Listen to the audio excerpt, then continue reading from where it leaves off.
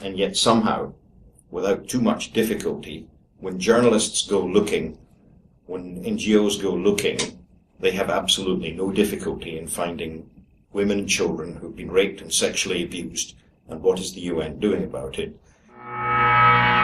The United Nations began with noble intentions, but today the UN is just another part of the political left.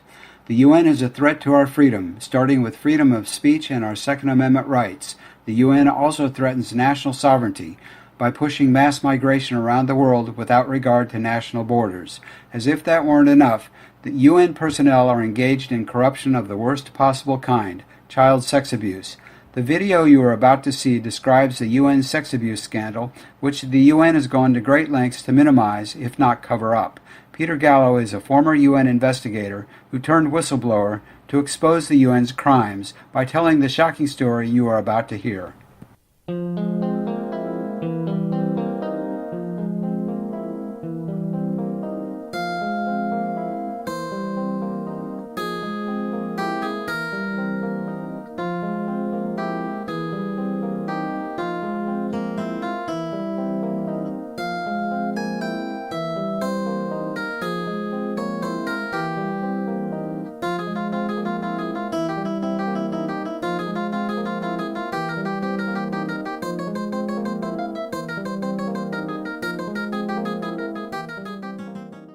My name is Peter Anthony Gallo. In 2011, I joined the United Nations as an investigator in the Office of Internal Oversight Services, which is essentially the internal rat squad within the UN in New York, looking at fraud, waste and abuse by UN staff members. What happened is I worked there quite loyally for a couple of years until my boss tried to tell me I was the worst investigator on the surface of this earth, and that I required to be in the remedial class.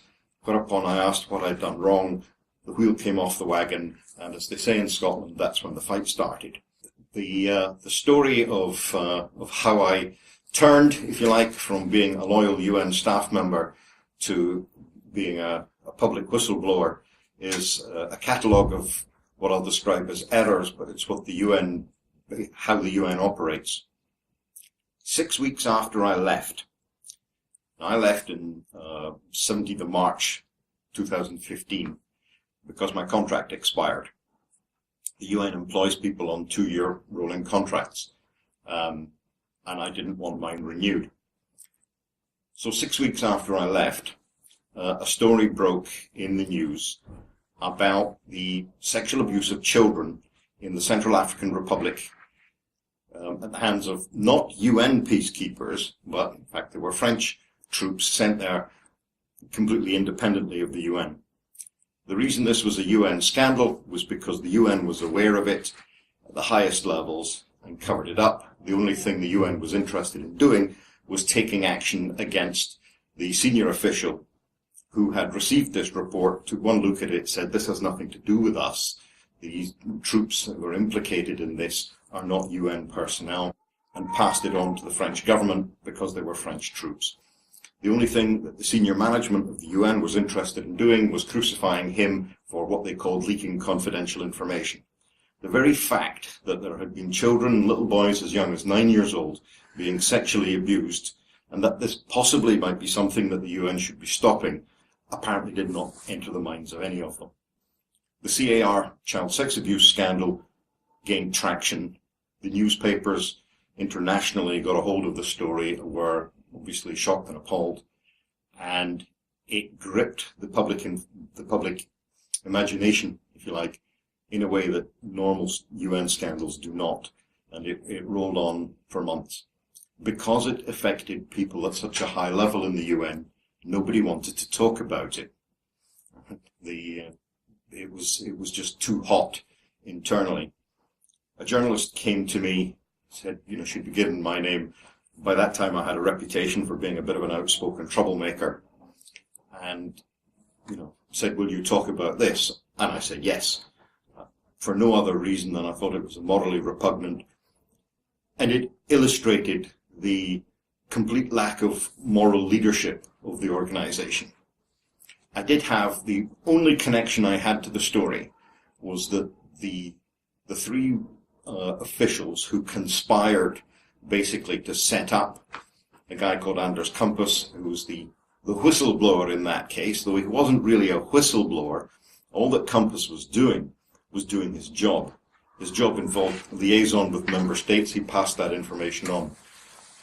But he was investigated at the behest of the High Commissioner for Human Rights. The investigation into Kumpus was facilitated by Ban Ki-moon's Chief of Staff. It was carried out by the Under-Secretary General of Oversight, who'd been my boss, facilitated by the Ethics Director. So basically the same three officials that stitched me up were now crucifying this man for having reported the sexual abuse of children. And that was the only connection I had. One thing led to another, and before you know it, I'm a media personality, until I was invited to Congress to testify in front of a congressional committee, which is possibly the biggest sin that a UN staff member could ever possibly commit. And being a whistleblower, if you like, was not something which I was looking for. It was something that came and foisted itself upon me. The organization of which I was involved in setting up has come under enormous criticism recently because of this estimate figure that we have of 60,000 victims of rape and sexual abuse by UN personnel over the last 10 years. It is an estimate. I do not know if the real figure is 60,000, 50, 40, 150, 6,600, or 6. All I know is that is an estimate. Nobody has come up with an alternative estimate. People have been very critical of the number and saying we don't know what we're talking about.